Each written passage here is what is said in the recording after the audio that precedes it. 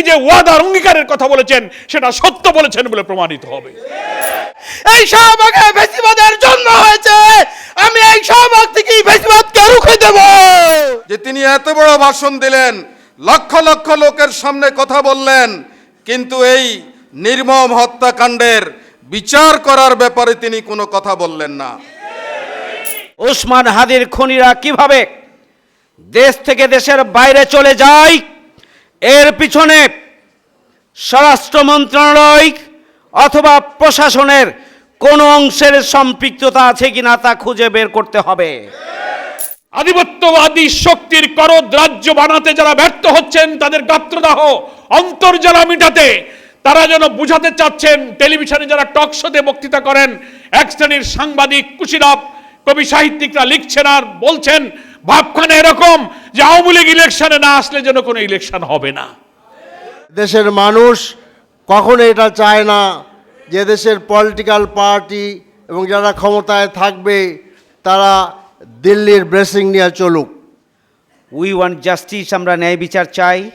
এই যে চেতনা, দুর্নীতি সন্ত্রাস চাঁদাবাজ মুক্ত বাংলাদেশ প্রতিষ্ঠার যে চেতনা, দিল্লি না ঢাকা, আধিপত্যবাদ বিরোধী নিজের পায়ে দাঁড়ানো স্বাধীন সার্বভৌমত্বকে শক্তিশালী করে পৃথিবীর মানচিত্রে গৌরবোজ্জ্বল একটি রাষ্ট্র হিসেবে মাথা উঁচু করে দাঁড়ানোর যে চেতনা, সেই চেতনাকে রাজপথে আন্দোলন সংগ্রামের পাশাপাশি একাডেমিকভাবে জ্ঞান গবেষণা মাধ্যমে একাডেমিক দিক থেকে এটিকে আরও ছড়িয়ে দেওয়া, সম্প্রসারণ করা, বিকশিত করা, এদেশের তরুণ প্রজন্মের মধ্যে সেই চেতনাকে জাগ্রত করা, 18 কোটি মানুষের মধ্যে সেই চেতনাকে জাগ্রত করার পাশাপাশি ভবিষ্যতে হাজার বছর জুড়ে এই চেতনাকে সমৃদ্ধ করা, সম্প্রসারণ করার লক্ষ্যকে সামনে রেখেই ইনকিলাব মঞ্চের উদ্যোগে জুলাই যোদ্ধার এই অন্যতম গুরুত্বপূর্ণ একটা ভূমিকা, সেটি হচ্ছে একাডেমি গঠন করা। আমি স্যালুট জানাই জুলাই গণঅভ্যুত্থানে যারা ভূমিকা রেখেছিলেন, জুলাই গণঅভ্যুত্থানে যারা অবদান রেখেছিলেন, জুলাই চেতনাকে তারা পূর্ণাঙ্গ রূপে ধারণ করতে পারে নাই, কিন্তু শহীদ হাদি জুলাই চেতনাকে পূর্ণাঙ্গ রূপে ধারণ করেছিলেন এবং এটিকে প্রতিষ্ঠিত এবং সমৃদ্ধ করার পাশাপাশি ছড়িয়ে দেওয়ার জন্য দীর্ঘমেয়াদী পরিকল্পনা নিয়ে কাজ শুরু করেছিলেন। আর এই কারণেই তার স্পষ্ট বক্তব্য, অকুতোভয় চেতনা, দুঃসাহসিকতা, আধিপত্যবাদ বিরোধী যে স্লোগান ও বক্তব্য, শাহাদাতের চেতনা আধিপত্যবাদীদের বুকের মধ্যে তীর ছুঁড়ে দিয়েছিল বিধায় সর্বপ্রথম শহীদ হিসাবে নিজের জীবন দিতে হলো আমাদের প্রিয় হাদিকে। তারা টার্গেট করেছিল হাদিকে, কারণ হাদির কণ্ঠস্বর যদি থামিয়ে দেওয়া যায়, হাদিকে যদি হত্যা করা যায়, তাহলে জুলাই চেতনাকে হত্যা করা যাবে। হাদিকে যদি হত্যা করা যায়, তাহলে হাজারো কণ্ঠস্বরকে নিস্তব্ধ করে দেওয়া যাবে। হাদিকে যদি হত্যা করা যায়, তাহলে সুদূর প্রসারী পরিকল্পনা নিয়ে জুলাইয়ের চেতনাকে, ন্যায় এবং ইনসাফের বাংলাদেশ প্রতিষ্ঠার চেতনাকে, আধিপত্যবাদ বিরোধী নতুন বাংলাদেশ প্রতিষ্ঠার যে চেতনা, সেই চেতনাকে সমূলে মূলোৎপাটন করা যাবে। এই চক্রান্ত ষড়যন্ত্রের অংশ হিসাবেই ওসমান বিন হাদিকে হত্যা করা হয়েছে অত্যন্ত পরিকল্পিতভাবে। সংগ্রামী ভাই বন্ধুগণ, ওসমান বিন হাদি তিনি বারবার বলেছেন তাকে হত্যা করা হতে পারে যেন খুনিরা কোনোভাবেই বিচারের বাইরে না থাকে। তিনি সেই ব্যাপারে আগেই বলে গিয়েছেন। কিন্তু আজকে আমরা সরকারের কাছে জানতে চাই, শুক্রবারের দিন জুমার পরে দিবালোকে গুলি করে হত্যা করা হলো আমাদের প্রিয় ভাই ওসমান হাদিকে। এরপরে সাথে সাথে স্বরাষ্ট্রমন্ত্রী কেন বাংলাদেশের সীমানা সিলগালা করলেন না? ওসমান হাদির খুনিরা কিভাবে দেশ থেকে দেশের বাইরে চলে যায়, এর পিছনে স্বরাষ্ট্র মন্ত্রণালয় অথবা প্রশাসনের কোন অংশের সম্পৃক্ততা আছে কিনা তা খুঁজে বের করতে হবে। 9 দিন পার হয়ে গেল, এখন পর্যন্ত প্রকৃত খুনিকে গ্রেপ্তার করা সম্ভব হলো না। এটি একটি রাষ্ট্রের চরম ব্যর্থতা। এই ব্যর্থতার দায় শুধুমাত্র স্বরাষ্ট্র উপদেষ্টাকে নয়, এই ব্যর্থতার দায় বর্তমান অন্তর্বর্তীকালীন সরকারকে গ্রহণ করতে হবে, নিতে হবে। সংগ্রামী উপস্থিতি, ওসমান বিন হাদি বিপ্লবী, মাত্র 32 বছরের জীবনে হাজার বছর আগামী তরুণ যুবক এবং দেশপ্রেমিক জনতাকে সাহসিকতার কণ্ঠস্বর হিসাবে তিনি বেঁচে থাকবেন এদেশের 18 কোটি মানুষের হৃদয়ে। মাত্র 32 বছরে গোটা পৃথিবীর মুক্তিকামী জনতার প্রাণকেন্দ্রে পরিণত হয়েছেন তিনি, এবং এটি একটা বিস্ময়কর ব্যাপার। মাত্র 32 বছরের জীবনে তিনি বাংলাদেশে গণমানুষের মধ্যে কি পরিমাণ জাগরণ তৈরি করেছেন, কি পরিমাণ ভালোবাসা তৈরি করেছেন, কি পরিমাণ সহানুভূতি তিনি কেড়ে নিয়েছেন, কি পরিমাণ মানুষের বুকে তিনি জায়গা করে নিয়েছেন। আমরা গতকালকের জানাজা এবং সেই 12 তারিখ থেকে আমরা গতকালকে পর্যন্ত মানুষের যে কান্নার আহাজারি, তরুণ যুবক বৃদ্ধ কিশোর শিশু সবার অন্তরে যে ভালোবাসা তৈরি করেছে, এর বিস্ময়কর। আমি মনে করি ওসমান বিন হাদি বাংলাদেশের 18 কোটি মানুষের আশা আকাঙ্ক্ষার একটা প্রতীকে পরিণত হয়েছে। আধিপত্যবাদ বিরোধী শক্তির একটা প্রতীকে পরিণত হয়েছে। বাংলাদেশের 18 কোটি মানুষের ঐক্যবদ্ধ হয়ে পথ চলার একটা প্রতীকে পরিণত হয়েছে। শহীদ ওসমান বিন হাদি আমাদের মাঝ থেকে চলে গিয়েছেন, কিন্তু ওসমান বিন হাদির যে সাহসিকতা, যে উচ্চকণ্ঠ, যে স্পষ্ট বক্তব্য, যে শাহাদাতের তামান্না, যে দেশপ্রেম, যে নিজেকে উজাড় করে দিয়ে দেশ এবং জাতিকে মুক্ত করার, এগিয়ে নেওয়ার, প্রতিষ্ঠিত করার যে বাসনা এবং চেতনা, সেই চেতনাকে এদেশের 18 কোটি মানুষ ধারণ করবে এবং আগামী দিনে আধিপত্যবাদকে রুখে দেওয়ার জন্য তারা নিজের জীবন উৎসর্গ করার জন্য প্রস্তুত হবে বলে আমি বিশ্বাস করি। আসুন আমরা আধিপত্যবাদ বিরোধী চেতনায় আমরা ঐক্যবদ্ধ হই। আসুন আমরা ন্যায় এবং ইনসাফের বাংলাদেশ প্রতিষ্ঠিত করি। আসুন আমরা আমাদের স্বাধীনতার সার্বভৌমত্বকে আমরা সুদৃঢ় ভিত্তির ওপরে প্রতিষ্ঠিত করি। নতুন বাংলাদেশ বিনির্মাণের জন্য ঐক্যবদ্ধভাবে হাদির চেতনা, হাদির সাহসিকতা, হাদির দৃঢ়তাকে ধারণ করে আমরা নতুন বাংলাদেশ বিনির্মাণে আমরা এগিয়ে যাই, তাহলেই আজকের আলোচনা সার্থক হবে। আমি অবিলম্বে হাদির খুনিদেরকে গ্রেপ্তার করার জন্য সরকারের কাছে দাবি জানাচ্ছি। আল্লাহ রাব্বুল আলামিন যেন শাহাদাতের সর্বোচ্চ মর্যাদা দান করেন, পরিবারকে ধৈর্য ধারণের তৌফিক দান করেন এবং দেশবাসীকে এই শোককে শক্তিতে পরিণত করে আগামী দিনে নতুন বাংলাদেশ বিনির্মাণে হাদির চেতনাকে ধারণ করে এগিয়ে যাওয়ার তৌফিক দান করুন। আমা তৌফিক ইল্লা বিল্লাহ। আসসালামু আলাইকুম ওয়া রাহমাতুল্লাহি ওয়া বারাকাতুহু।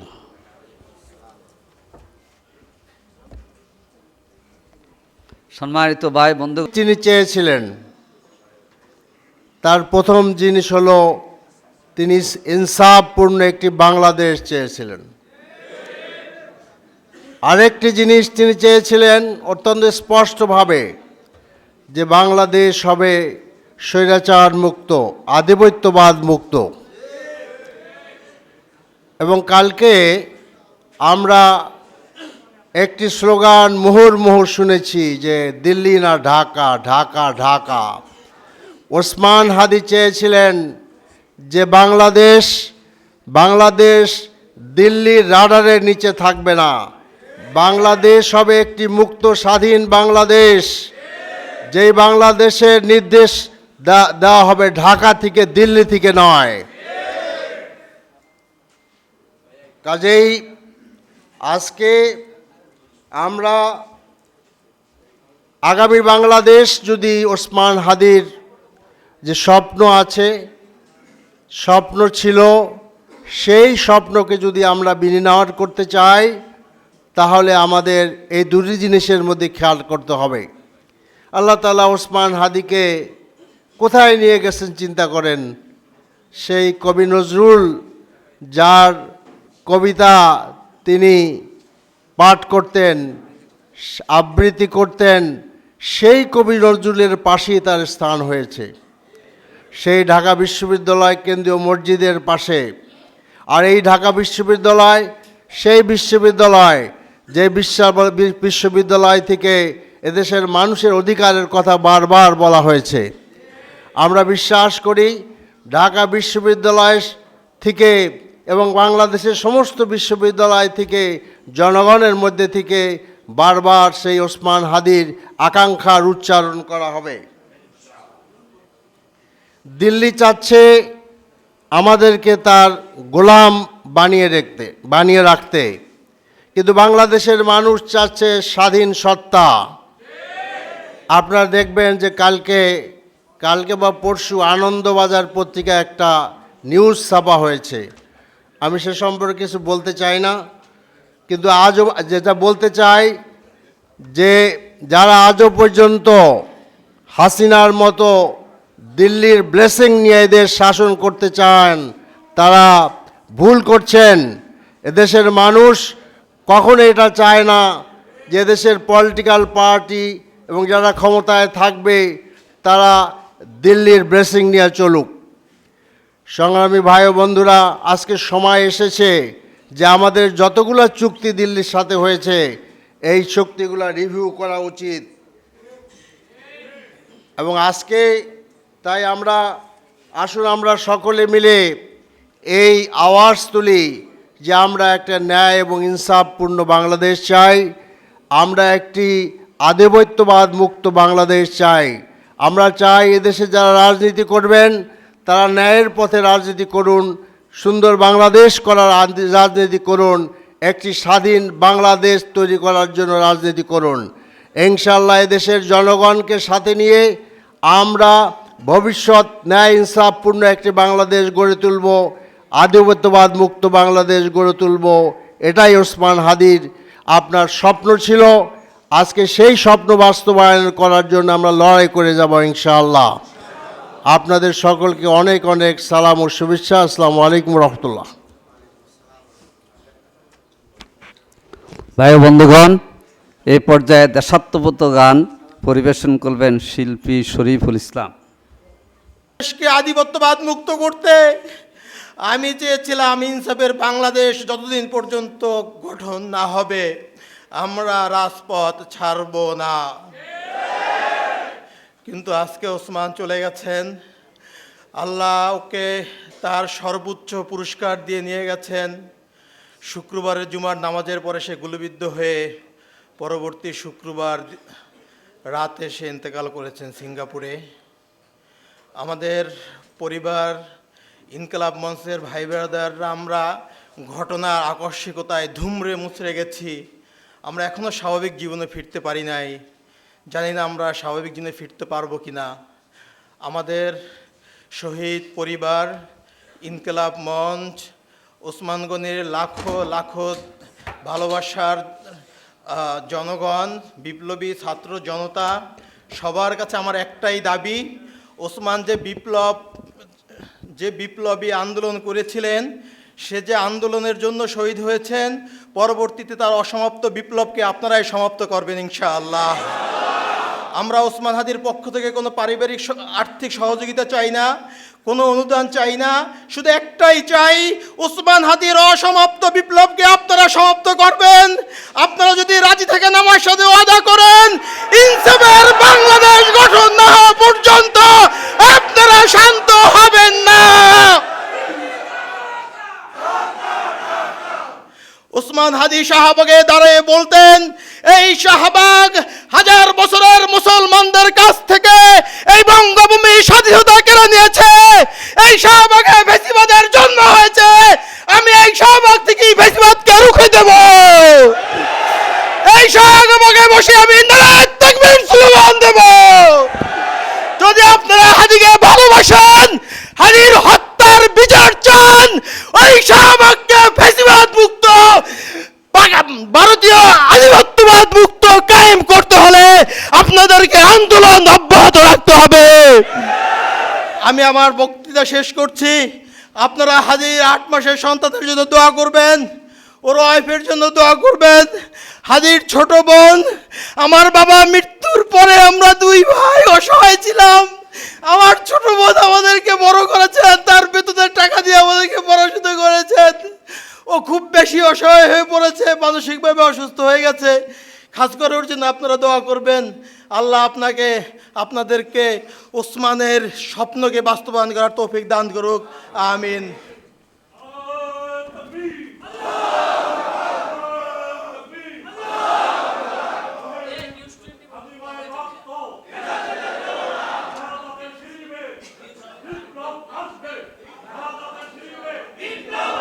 সম্মানিত সুধীমণ্ডলী, ভাই ও বন্ধুগণ, দোয়ার মাহফিলে আমরা আবেগ আপ্লুত হয়েছি শহীদ ওসমান হাদির বড় ভাই, যিনি তার সঙ্গে গুলিবিদ্ধ হওয়াকালীন সময়ে পাশেই ছিলেন। এর অন্তর্ভুক্ত কিনা সবাই? আলহামদুলিল্লাহ। আমাদের এখন কাজ হচ্ছে, যে জন্য আমাদের শহীদরা জীবন দিয়েছেন, সেই শহীদদের সর্বশেষ শহীদ এই দেশের শরীফ ওসমান হাদি। এভাবে তার অনেক ভাইয়েরা শহীদ হয়েছে। এই উপমহাদেশে সব ধরনের জুলুম, নির্যাতন, শোষণ, বঞ্চনা থেকে মানুষকে উদ্ধারের জন্যে শহীদ তিতুমীর থেকে শুরু করে আজ পর্যন্ত অসংখ্য মর্দে মুজাহিদ তারা জীবন দিয়েছেন, শহীদ হয়েছেন। শাহজালাল, শাহ মাকদুম, হাজী শরীয়তুল্লাহ, শহীদ আব্দুল মালেক, শহীদ নিজামী মুজাহিদ কামরুজ্জামান, আব্দুল কাদের মোল্লা, সাব্বির হামিদ আইয়ুব। এইভাবে যদি আমরা শহীদদের তালিকা করি তাহলে শহীদদের এই তালিকা অনেক হয়ে যাবে। এবং এভাবেই আল্লাহর দ্বীনের জন্যে, ন্যায় ইনসাফ প্রতিষ্ঠার জন্যে যারা শহীদ হয়েছেন, শরীফ ওসমান হাদি সেই শহীদের মিছিলে শামিল হয়েছেন। আলহামদুলিল্লাহ। আমাদের কাজ হচ্ছে ইনফিরু খিফাফান ওয়া সিকালা ওয়া জাহিদু ফি সাবিলিল্লাহি বিআমওয়ালিকুম ওয়া আনফুসিকুম। তোমরা হালকা অবস্থায় থাকো অথবা ভারী অবস্থায় থাকো, দেশে থাকো অথবা বিদেশে থাকো, মুকিম অবস্থায় থাকো অথবা সফর অবস্থায় থাকো, ধনী অবস্থায় থাকো অথবা গরিব অবস্থায় থাকো, সর্ব অবস্থায় তোমাদেরকে ইনফিরু, সত্য প্রতিষ্ঠার জন্য বেরিয়ে পড়তে হবে।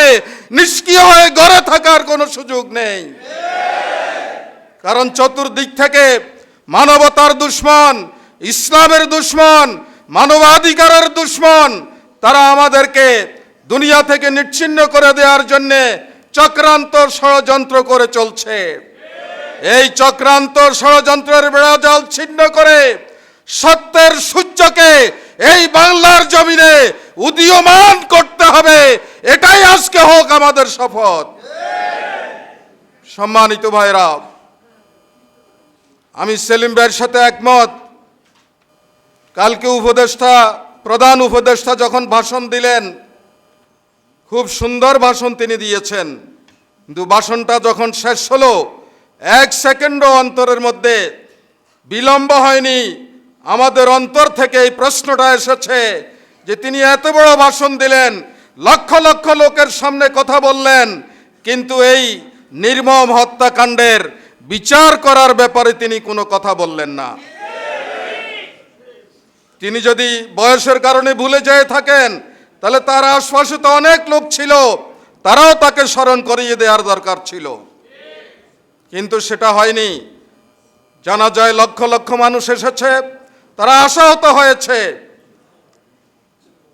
আমরা অবিলম্বে খুনিদেরকে গ্রেপ্তার করে বিচারের আওতায় আনার জন্যে আমরা দাবি জানাচ্ছি।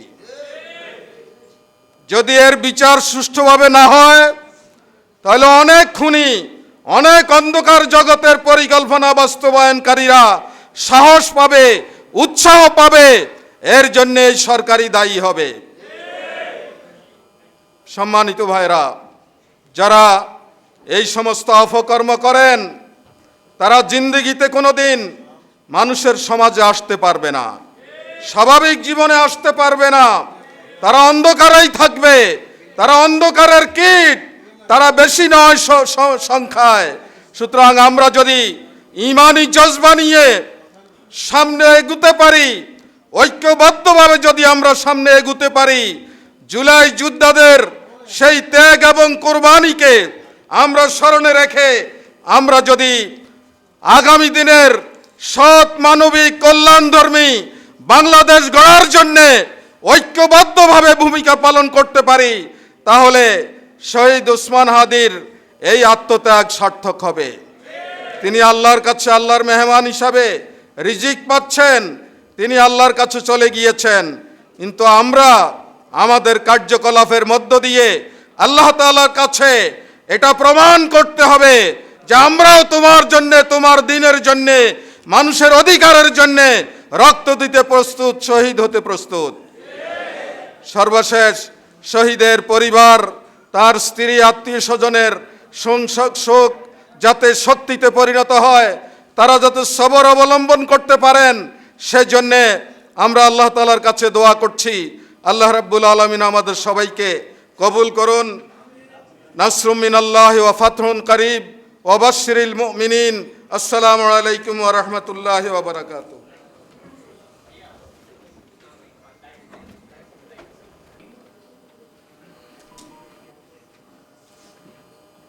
মর্যাদা, সম্মান, বীর এবং শ্রেষ্ঠত্বের শির উঁচু করে এসে আমাদের কাছ থেকে বিদায় নিয়েছে।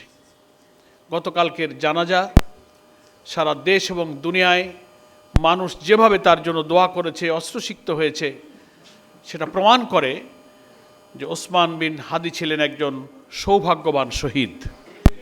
হাদিসের ভাষা অনুযায়ী একজন মুমিনের পরিচয় হলো নেফাকি থেকে বেঁচে যারা মুমিন হিসেবে বাঁচতে চায়, তার হৃদয়ে শাহাদাতের আকাঙ্ক্ষা থাকতে হয়। আমরা তো ওসমান হাদিকে তার শাহাদাতের পর তার বক্তব্য, তার ভিডিও, তার স্মৃতিচারণ একটু বেশি করেই দেশের মানুষ দেখার এবং করার সুযোগ পেয়েছে। এর আগে থেকেও আমরা এটা দেখেছি যে সে তার বক্তব্যে, তার আবেগে, তার কথায়, তার দৃষ্টিভঙ্গিতে, তার ডিটারমিনেশনে সে বারবার শহীদ হয়ে যাওয়ার আকাঙ্ক্ষাটা সে ব্যক্ত করেছে। আল্লাহ রসুলের ওই হাদিসটা, মা মাতা ওয়ালাম ইয়াগজু ওয়ালাম ইউহাদ্দিস বিহি নাফসাহু মাতা আলা শুবাতিন মিনান নিফাক। কোনো ব্যক্তি যদি আল্লাহর দ্বীনের জন্য সংগ্রাম করার, শাহাদাত বরণ করার ইচ্ছা পোষণ না করে, শাহাদাতের আকাঙ্ক্ষা যদি তার মধ্যে না থাকে, মারা গেল কিন্তু তার শাহাদাতের আকাঙ্ক্ষা না নিয়েই সে চলে গেল, আল্লাহ রসুল বলছেন তার মৃত্যু হবে মুনাফিকের মৃত্যু। আল্লাহ রসুল সাল্লাল্লাহু আলাইহি ওয়াসাল্লামের এই হাদিস শরীফ ওসমান বিন হাদির হৃদয়কে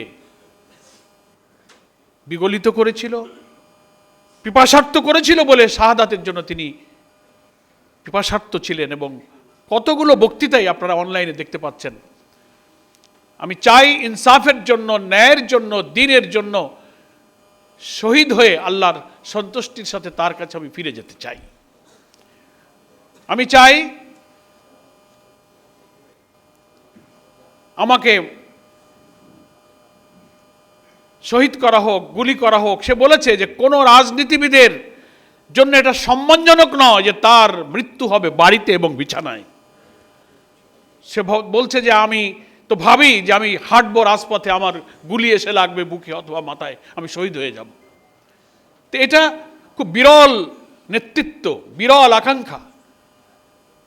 এবং শেষের দিকে সে বক্তৃতায় বলেছে যে আমি চাই যে আমার মাথায় গুলি লাগুক, আমি শহীদ হয়ে যাই, আপনারা আমার ছেলেটাকে দেখে রাখবেন। এই আকাঙ্ক্ষা সে ব্যক্ত করেছে। আল্লাহ তাআলা তার শাহাদাতের আকাঙ্ক্ষাকে পূর্ণ করেছেন। এবং একটা জুমার দিনে গুলিবিদ্ধ হলেন, আর একটা জুমার দিনে তিনি আল্লাহর কাছে চলে গেলেন। কি সৌভাগ্য! এবং তার যে নেক জীবন, স্বচ্ছ জীবন, পরিচ্ছন্ন জীবন, তার আমল, তার বিনয়ী আচরণ, দেশবাসী, জাতি, লক্ষ কোটি মানুষকে মুগ্ধ করেছে তার এই আচরণ। আমার মনে হয় যে মহান আল্লাহ তাআলা তার এই আচরণ, তার ইখলাসকে কবুল করে শাহাদাতের মর্যাদা দিয়ে তাকে জান্নাতবাসী করেছেন। আমরা কেউই কোনো মানুষ ত্রুটিমুক্ত নই, ভুল ত্রুটি উঠতে আমরা কেউ দাবি করি না, কিন্তু আল্লাহ তাআলা কোনো না কোনো ওসিলায় যদি তাকে ক্ষমা করতে চান, আল্লাহ তাআলা এই ধরনের ওসিলা দিয়েই তাকে মর্যাদার সাথে তার কাছে নিয়ে যান। হাদিকে সেভাবেই সে নিয়ে গেছে। আমার প্রিয় ভাইরা, ওসমানের সাথে আমার প্রথম সাক্ষাৎ হলো সে যখন ইনকিলাব মঞ্চ গঠন করলো সূচনার সময়, রাজনৈতিক পরিবর্তনের পর সে আমার কাছে এসেছিল এই আলফালা মিলনায়তনে। তখন আমাদের জামাতের অফিসের কাজটা পূর্ণভাবে বসবার মতো হয় নাই, কনস্ট্রাকশন চলছিল। তার সঙ্গী সাথীদেরকে নিয়ে এখানে এসে সে সময় চাইলো, ফোন করলো যে আমরা একটু আসছি, আমরা কথা বলবো। তো বলে আসো। ওই দিন প্রথম তাকে আমি দেখলাম। দেখে প্রথম আমার মনে হয়নি যে এই ছেলের মধ্যে এত প্রতিভা, এত ইখলাস, দেশের জন্য, দিনের জন্য এত মায়া দয়া, পৃথিবীর প্রতি এত নির্লিপ্ততা, জীবন বিলিয়ে দেবার এত আকাঙ্ক্ষা। এখন যা আমি দেখতে পাচ্ছি, তারপরে অনেক প্রোগ্রামে তার আমি দেখেছি, আমরা গিয়েছি, প্রথম দিন এতটা আমি অনুমান করতে পারিনি। কিন্তু তার এই অল্প দিনে সে কিভাবে সে বিদায় নিল, আল্লাহ তাআলা তাকে দুনিয়াতেও সফল করলেন, আখিরাতেও তাকে সফল করে দিলেন। কালকে তো জানা যায় অনেকে নানান ভাষায় এই কথা বলছে, চারিদিক থেকে লক্ষ লক্ষ লোকের আগমনের স্রোত যেভাবে নেমেছে, বলছে যে এ যেন দেশের একটা রাজার বিদায় হচ্ছে, একটা শ্রেষ্ঠ বীরের বিজয় হচ্ছে, একটা বিশ্ববিজয়ী বীর যেন দুনিয়ার সামনে থেকে বিদায় নিয়ে যাচ্ছে। বাংলাদেশের ইতিহাসে এই জানাজা, এই উপস্থিতি, জনতার এই জোয়ার, জনতার এই জাগরণ, এই জজবা, এই আকাঙ্ক্ষা একটি বিরল ইতিহাস। সেজন্য আমি হাদির, উসমান বিন হাদির ভাই এখানে আছেন, ওমর বিন হাদি সহ তার পরিবারকে আমি আগেও বলেছি, আমরা আমাদের আমিরে জামাত নিজেই লন্ডন এবং তার্কিতে এসে এয়ারপোর্ট থেকেই তিনি উসমান বিন হাদির কফিনের কাছে গিয়েছেন। ওখানে ওনার বড় ভাই ছিলেন, আমাদের ওমর বিন হাদি ছিলেন, সবাই ছিলেন। তার সান্ত্বনা, তার ভাষা, তাদের মর্যাদার সব প্রসঙ্গ সবর ইখতিয়ার করার জন্য তিনি নসিহত করেছেন। আমরাও তাই মনে করি। আল্লাহ তাআলার যে ওয়াদা, একজন শহীদ দুনিয়াতে মর্যাদা পায়, আখিরাতেও মর্যাদা পায়। ওসমান বিন হাদি আল্লাহ তাআলার কাছে অনেক মর্যাদার। এখন ইনদা রাব্বিহিম ইউরযাকুন, সবুজ পাখি হয়ে আল্লাহর রিজিক নিয়ে জান্নাতে সে শান্তিতে আছে, আল্লাহর ওয়াদা। আর ওসমান, তার পরিবার ওসমানকে হারিয়ে মানবীয় শোক এবং ব্যথা কষ্ট তাদের থাকতে পারে, কিন্তু এই শাহাদাত তার পরিবারকেও আকাশচুম্বী মর্যাদায় অধিষ্ঠিত করেছে। আলহামদুলিল্লাহ। আপনি কল্পনা করতে পারেন, যিনি কোনো রাজনৈতিক দল, কোনো রাষ্ট্র, কোনো ক্ষমতা, কোনো পদ পদবী, কোনো সরকারির কোনো পদে অধিষ্ঠিত কোনো একজন ব্যক্তিরা 32-33 বছরের একটা তরুণ, তার শাহাদাত কি মর্যাদা তাকে দিল। একটা দেশের সরকার প্রধান, সকল বাহিনীর প্রধান, বিদেশের রাষ্ট্রদূত, লক্ষ কোটি সব শ্রেণী পেশার মানুষ, নারী পুরুষ নির্বিশেষে লক্ষ লক্ষ মানুষ কিভাবে তাকে মর্যাদা দিতে এসেছে। আমি মনে করি একদিকে ওসমান যেমন জান্নাতে আছে, অপরদিকে ওসমানের পরিবার, তার শিশু, তার বিধবা স্ত্রী, তার মা, তার ভাই বোনেরা মানুষের দোয়া পেয়েছে। আল্লাহ তাআলা এখানেই তার হায়াতটা এইভাবেই নির্দিষ্ট করে রেখেছিলেন, সে যেভাবেই হোক তার এই নির্দিষ্ট হায়াতে সে চলে যেত, তার এই যাওয়ার মাধ্যমে আল্লাহ তাআলা তার পরিবারকে জীবিত উসমানের চেয়ে শহীদ উসমানের পরিবার হিসেবে আকাশচুম্বী মর্যাদায় অভিষিক্ত করেছেন। আলহামদুলিল্লাহ। আমি তাই পরিবারকে বলবো, পেরেশান, দুঃখ, কষ্ট আপনাদের হৃদয়ে রাখবেন না, আল্লাহর ফয়সালার প্রতি সন্তুষ্ট রাখবেন। এই সবর, এই সন্তুষ্টি চিরদিন, যুগে যুগে, কালে কালে ইতিহাসে আপনাদের এই ত্যাগ, এই অবদান, ওসমানের এই জীবন দান আপনাদের পৃথিবীতে যারা বেঁচে থাকবেন যুগ যুগ ধরে আপনাদেরকে সম্মানিত করবে। ফলে আপনারা কিছুই হারাননি, বরং অনেক কিছু আল্লাহ তাআলা আপনাকে দিয়েছেন। সম্মানিত সুধীবৃন্দ, গতকালকের জানা যায় প্রধান উপদেষ্টার বক্তব্য বা যারা সেখানে কথা বলেছেন, আমাদের আজকের আলোচকরাও বলেছেন, ওসমানের খুনিদের বিচার এবং গ্রেফতার সম্পর্কে সুনির্দিষ্ট কোনো বক্তব্য সরকারের পক্ষ থেকে বলা হয়নি। এটা জাতির কাছে প্রশ্ন। সরকারের এই নীরবতা, আইন মন্ত্রণালয়, স্বরাষ্ট্র মন্ত্রণালয়, সরকার প্রধান, ইন্টেলিজেন্স, অনেক ইন্টেলিজেন্স গভর্নমেন্টের, দুনিয়ার আন্তর্জাতিক নানান তথ্য প্রযুক্তি, উপায় উপকরণ, লজিস্টিক সাপোর্ট দিয়ে সরকারি রাজস্বের হাজার হাজার কোটি টাকা দিয়ে এইসব গোয়েন্দা বিভাগ, এইসব ইন্টেলিজেন্স এজেন্সিকে সাজানো হয়েছে। কিন্তু এই প্রশ্নের কোনো জবাব সরকার আজও দিল না। 2টার দিকে তার গুলি হলো, আর রাত 8টার দিকে সারা দেশের বিভিন্ন চেক পয়েন্টে চেকপোস্ট বসানো হলো। 2টা থেকে রাত 8টা, এই 6 ঘন্টা কেন ফ্রি করে দেওয়া হলো? খুনিরা অবাধে সীমান্ত পাড়ি দিয়ে ভারতে চলে যেতে পারে। এই সুযোগ করে দেওয়ার পেছনে কি গোয়েন্দাদের মধ্যে লুকিয়ে থাকা ফ্যাসিস্টদের কোনো সহযোগী ছিল কিনা, এই প্রশ্ন জাতির মধ্যে এসেছে। এই জাতি এই প্রশ্নের জবাব কে দেবে? এই প্রশ্নের জবাব কে দেবে? 6 ঘন্টা কেন বিলম্ব করা হলো? ওসমানকে কে না চিনত? তার শাহাদাতের আগে তার ভিডিও অডিও বক্তব্যে তাকে গুলি করা হতে পারে, আমি মারা যেতে পারি, আমার বাচ্চাটাকে দেখে রেখো, এই আবেগময় বক্তব্য কে না শুনেছে? তো এমন একটা ছেলের গুলি হওয়ার পরে 6টা ঘন্টায় দেশের গোয়েন্দারা কি করেছিলেন? আমরা যেটা তথ্য পেয়েছি, রাত 8টার পর থেকে বিভিন্ন চেকপোস্টে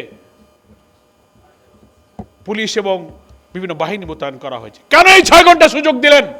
তাহলে তো জাতির একথা বিশ্বাস করার সুযোগ আছে যে গোয়েন্দাদের অভ্যন্তরে লুকিয়ে থাকা আধিপত্যবাদের দালালরা চেয়েছিল এই খুনিরা নিরাপদে পালিয়ে যাক। গতকালকে ইনকিলাব মঞ্চের সেক্রেটারি জাবের তার বক্তব্যে একটা দাবি করেছে, অনেক বক্তব্য দিয়েছে, একটা দাবি করেছে, 24 ঘন্টার সময় দিয়ে এসে বলেছে সরকারকে, জাতির কাছে অন্তত জনগণের বাকি নেই। কারণ ওসমান হাদি কি চাইতো, এটা যারা চায় না তারাই হচ্ছে এর হত্যাকারী এবং মদতদাতা। ওসমান হাদি চাইতো এই দেশ আধিপত্যবাদী শক্তির হাত থেকে আজাদ থাকুক, মুক্ত থাকুক। তাহলে যারা এই দেশকে দিল্লির আধিপত্যবাদীদের কাছে করদ্রাজ্যে পরিণত করে খুশি হয়, তারাই তাহলে এই হত্যার সাথে মদত দিয়েছে। ওসমান হাদি কালচারাল ফ্যাসিজমের বিরুদ্ধে ইনকিলাব কালচারাল সেন্টার গঠন করেছিল। বিজাতীয়, সেকুলার, জাতীয় সত্তা মূল্যবোধ বিরোধী সংস্কৃতির মধ্য দিয়ে এই জাতির নতুন প্রজন্মকে ধ্বংস করার বিরুদ্ধে ইনকিলাব মঞ্চ হাদির নেতৃত্বে একটা নতুন ইনকিলাব কালচারাল সেন্টার গড়ে তুলেছিল। সাহিত্য, রচনা, গান, কবিতা, বই, লাইব্রেরি, এক বিশাল পরিকল্পনা নিয়ে অল্প দিনে সে তার সঙ্গী সাথীদেরকে নিয়ে ইনকিলাব কালচারাল সেন্টার গড়ে তুলেছিল। তাহলে আমরা বুঝবো, যারা আমাদের জাতিসত্তা, আমাদের ইসলামী মূল্যবোধ, আমাদের সুস্থ স্বদেশীয় জাতীয় সংস্কৃতির বিরোধিতা যারা করে, বিজাতীয় সংস্কৃতি যারা এখানে আনতে চায়, তারাই ওসমান হাদির খুনির পক্ষে। কারা তাকে খুন করেছে এটা বুঝতে আমাদের অসুবিধা নেই। বৈষম্য, লুটপাট, দুর্নীতি, অবিচার, রাষ্ট্রীয় শোষণের বিরুদ্ধে হাদি কথা বলতো। যারা এগুলোকে পক্ষপাতিত্ব করেছেন তারাই হাদির খুনিদের পক্ষে। এসব অঙ্ক জাতি 2 আর 2 4 হয়, এই অঙ্ক সহজেই বোঝা যায়, নাকি বলেন? ফলে আপনাদেরকে বলা হচ্ছে যে আপনি খুনিদেরকে খুঁজে বের করুন। অসম্ভব কিছুই নয়। ঠিক আছে, সে যদি বিদেশে চলে যায় তো বিদেশে তো আপনার মিশন আছে, আপনার এমবাসি আছে, আন্তর্জাতিক নানান নিরাপত্তা, ভারতের সাথে বন্দি বিনিময় চুক্তি, অনেক কিছু আমাদের আছে। এ সবগুলোকে আপনি কাজে লাগান। জাতির এই আকাঙ্ক্ষা পূরণ করা এখন অন্তর্বর্তীকালীন সরকারের দায়িত্ব। আমরা শুনতে পেরেছি জাতিসংঘ, মিডিয়াতে আসছে, জাতিসংঘ এই ওসমান বিন হাদির হত্যাকাণ্ডের তদন্তের জন্য আগ্রহ প্রকাশ করেছে। প্রয়োজনে তাদের লজিস্টিক সাপোর্ট নিন, নিরপেক্ষ তদন্ত করুন। কই এখনো তো এত বড় একটা ঘটনায় কত লক্ষ লোক কালকে জানাজা এসেছে, এত গণদাবি উচ্চ কণ্ঠে আকাশে বাতাসে মুখরিত হলো। প্রধান উপদেষ্টা তো কালকে বলতে পারতেন যে আমরা একটা বিচার বিভাগীয় তদন্ত করে এতদিনের মধ্যে তদন্ত করব, আপনারা শান্ত থাকুন, একটা বক্তব্য তো দিতে পারতেন, কিন্তু তা আপনারা দেন নাই। ফলে আপনি কোনো পদক্ষেপ গ্রহণ করেননি। ফলে আন্তর্জাতিক এই তদন্ত, জাতিসংঘের এই উদ্যোগ, এবং আপনি যদি দেশপ্রেম, আধিপত্যবাদ বিরোধী এই শক্তিকে নির্মূল করে আগামী জাতীয় নির্বাচনকে বানচাল করে ইনক্লুসিভ ইলেকশন, রিফাইন আওয়ামী লীগের নামে এই জাতির মধ্যে আবার ফ্যাসিস্টদেরকে প্রবেশ করে এই জাতিসত্তাকে ধ্বংস করার এই সুযোগ যদি আপনি দিতে চান, তাহলে জনগণ কিন্তু তা মেনে নেবে না। আপনার প্রতি আমাদের এখনো আস্থা আছে, আমরা আস্থা রাখতে চাই, কারণ আপনি ইচ্ছা করে ক্ষমতায় আসেননি, এবং ক্ষমতায় আসার পরে জাতিকে কথাও বলেছেন যে আমি ক্ষমতায় থাকতে চাই না, আমার দায়িত্ব পালন করে আমি চলে যাব। আপনার এই বিরল মানসিকতার জন্য আপনাকে আমরা ধন্যবাদ জানাই।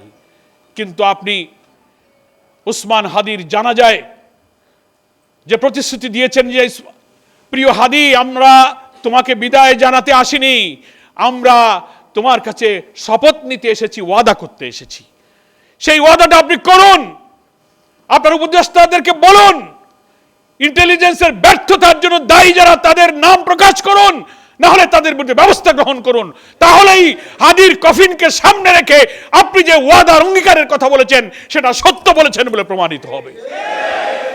সম্মানিত দেশবাসীকে আমি বলবো, সরকারের এই নীরবতার দেয়াল ভেঙে এই জাতির গণ আকাঙ্ক্ষার সাথে আপনাকে একাত্ম হওয়া উচিত। শহীদ ওসমান বিন হাদির পরিবারের সাথে আমরা শুধু জামাত ইসলামী নয়, সারা দেশবাসী আছে এবং ইনশাআল্লাহ থাকবে। তার ভাই বলেছে আমাদের কারো সাহায্যের প্রয়োজনে মহান আল্লাহ আমাদের উত্তম সাহায্যকারী। এটাই হচ্ছে ইমানদার মুমিনের কথা। এজন্য ছবিতে ওসমান বিন হাদির শিশু বাচ্চাটাকে যারা দেখছেন তারা চোখের পানি রাখতে পারছেন না, কোনো জবাব নেই, কোনো ভাষা নাই। এইভাবে একটা শিশু সন্তানকে পিতৃহারা করা, তার ভাই বোনেরা পাগল হয়ে যাচ্ছে, মা পাগল হয়ে যাচ্ছে। কিন্তু আমাদের প্রশাসনের যন্ত্রে, ইন্টেলিজেন্সে যারা আছেন, এই চোখের পানি, এই শোক, এই শিশু তাদের হৃদয়কে স্পর্শ করতে পারছে না। এত নিষ্ঠুর, এত পাষাণ হৃদয়ের লোক যারা আমাদের জাতির শ্রেষ্ঠ সন্তানকে হত্যা করে। প্রশাসনের যিনি যেখানে আছেন, ডিজিএফআই বলেন, এনএসআই বলেন, এসবি বলেন, ডিবি বলেন, পুলিশ বলেন, অনেক গোয়েন্দা সংস্থা আছেন। প্রত্যেক গোয়েন্দা সংস্থার প্রধানের কি ভূমিকা ছিল, সরকার প্রধানের উচিত সেগুলো খোঁজ খবর নেওয়া। ব্যর্থতা থাকলে প্রয়োজনীয় আইন অনুযায়ী পদক্ষেপ নেওয়া প্রয়োজন। জাতির কাছে নিশ্চয়ই আপনার একটা বক্তব্য দিতে হবে, যেটা গতকালকে লক্ষ লক্ষ দেশবাসীর সামনে ইনকিলাব মঞ্চের পক্ষ থেকে তার সেক্রেটারি দাবি করেছে। প্রিয় ভাইরা, আজকে এটা আমাদের দোয়ার মাহফিল। সম্মানিত আমিরে জামাত ডক্টর শফিকুর রহমান এখানে প্রধান অতিথি হিসেবে থেকে আমাদের নিয়ে দোয়া করবেন, এটাই আমাদের প্রোগ্রাম ছিল। কিছুক্ষণ আগে উনি ফোন করেছেন। এত সফর এবং এত বিরামহীন পরিশ্রম, আজকে আবার ফজরের নামাজ ঢাকা বিশ্ববিদ্যালয়ে উনি মসজিদে জামাতে আদায় করেছেন। আমরাও সাথে ছিলাম ওসমান বিন হাদির কবরটা জিয়ারত করার জন্য।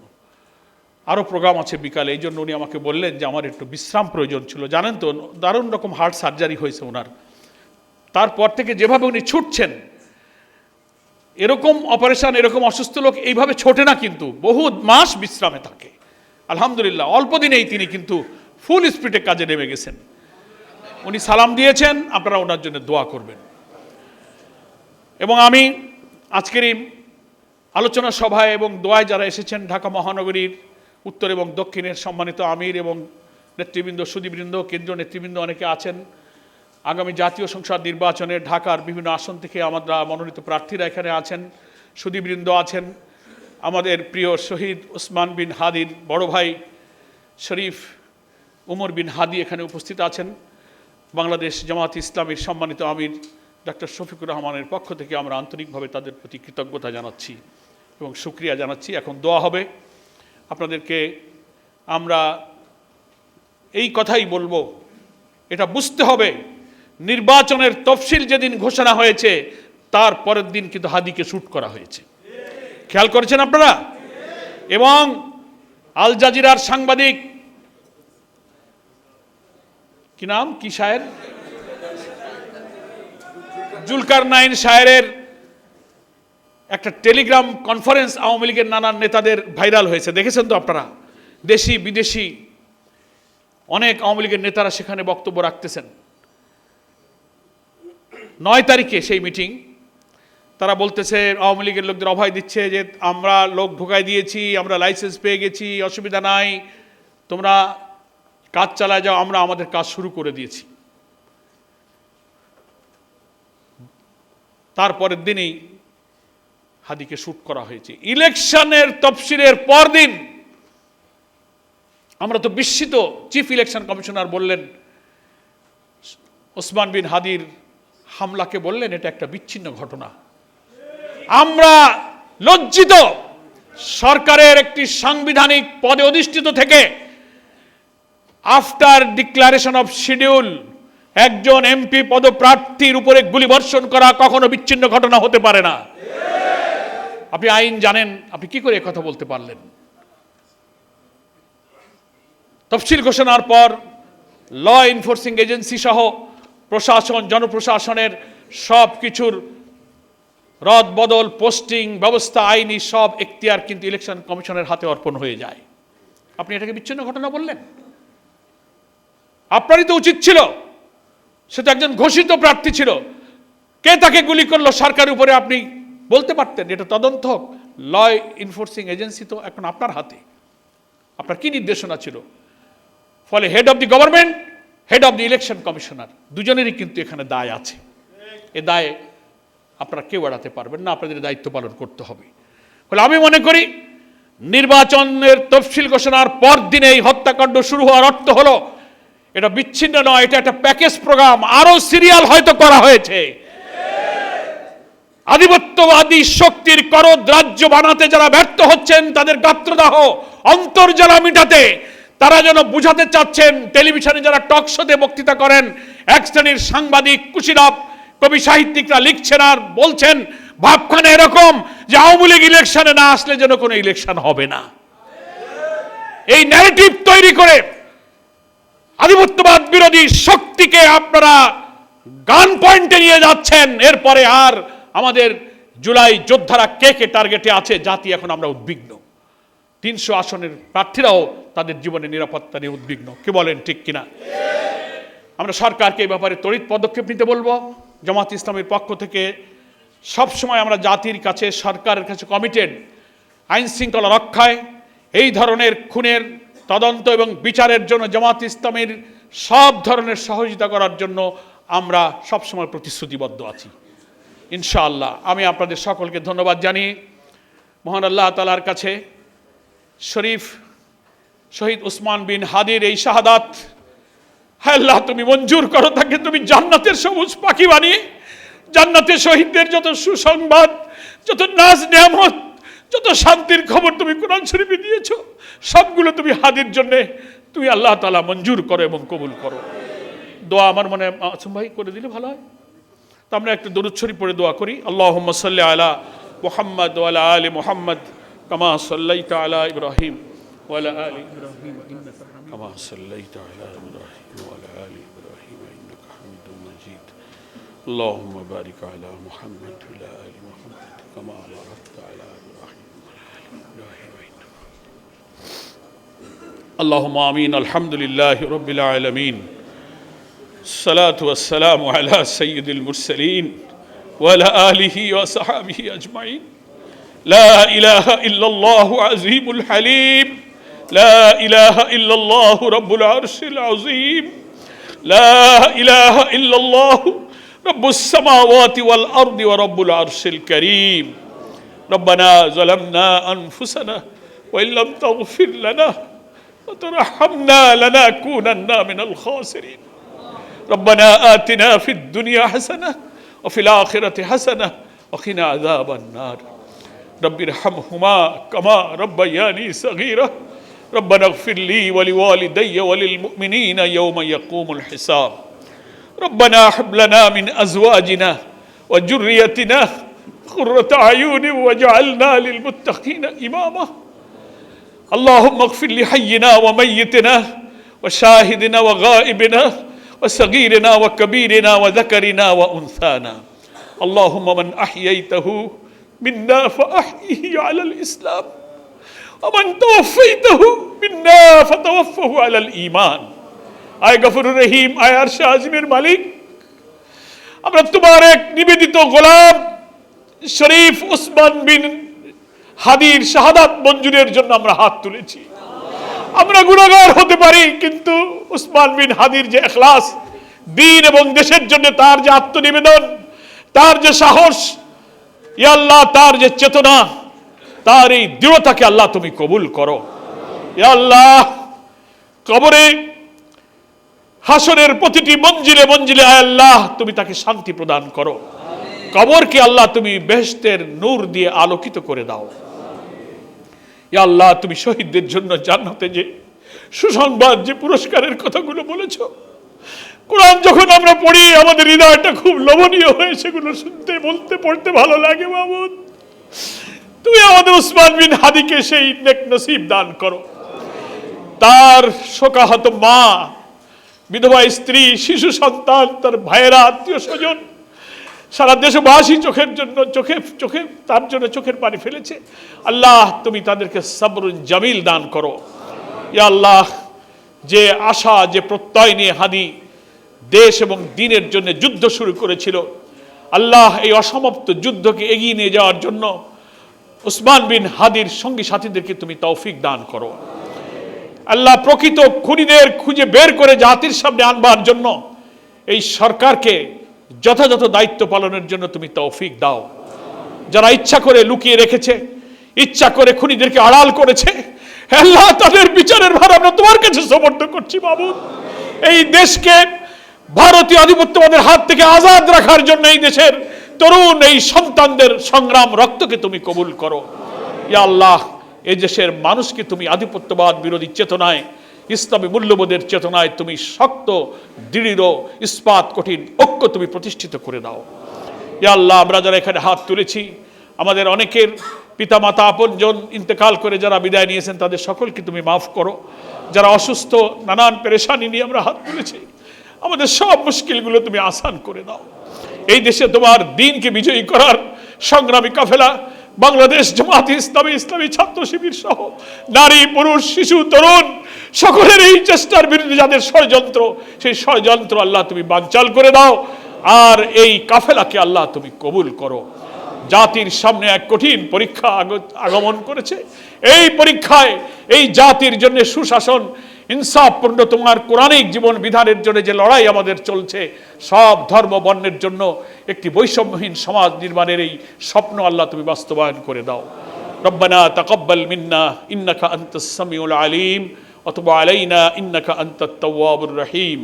সাল্লাল্লাহু তাআলা আলা খাইরি খালকিহি মুহাম্মাদ ওয়া আলিহি ওয়া সাহাবিহি আজমাইন ওয়া জাআলা আখির কালামিনা ইনদাল মাউত লা ইলাহা ইল্লাল্লাহু মুহাম্মাদুর রাসূলুল্লাহ সাল্লাল্লাহু আলাইহি ওয়া সাল্লাম। আসসালামু আলাইকুম।